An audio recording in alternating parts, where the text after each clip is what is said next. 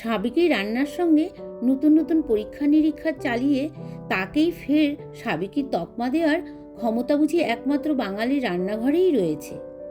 এই যেমন গন্ধরাজ লেবু দিয়ে তৈরি নানা পদের কথাই ধরুন। তাহলে আজ শুরুটা হোক বরং গন্ধরাজ ভেটকি দিয়েই।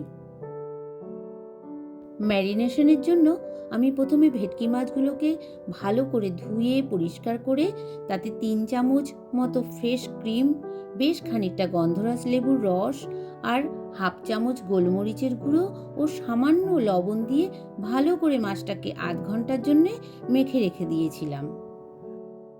আধ ঘন্টা বাদে মাছগুলো থেকে যে সামান্য জল বেরোবে সেই জলটাকে ভালো করে ছেঁকে অন্য পাত্রে আমি মাছগুলোকে তুলে নিলাম।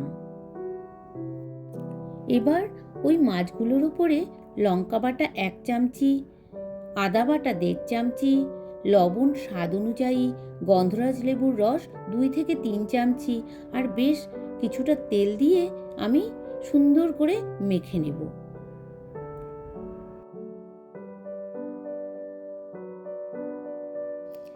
এরপর মাখা মাছগুলোকে একটা বড় স্টিলের টিফিন বক্সের মধ্যে ঢেলে নিয়ে তার উপরে খানিকটা লেমন জেস্ট ছড়িয়ে দিয়ে ভালো করে মুখটা আটকে দেব।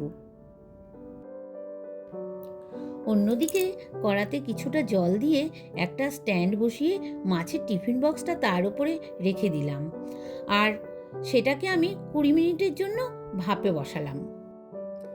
দেখুন বন্ধুরা, 20 মিনিট বাদে টিফিন বক্সটা খুলে দেখছি মাছগুলো আমার কি সুন্দর রান্না হয়ে গেছে আর ঠিক সেই রকম গন্ধও বেরিয়েছে। তাহলে আপনারাও ঠিক এইভাবেই চটজলদি গন্ধরাজ ভেটকি বানিয়ে ফেলবেন আর আমাকে অবশ্যই জানাবেন আপনাদের এই রেসিপি কেমন লাগলো। আর লাইক, শেয়ার আর কমেন্ট করতে ভুলবেন না।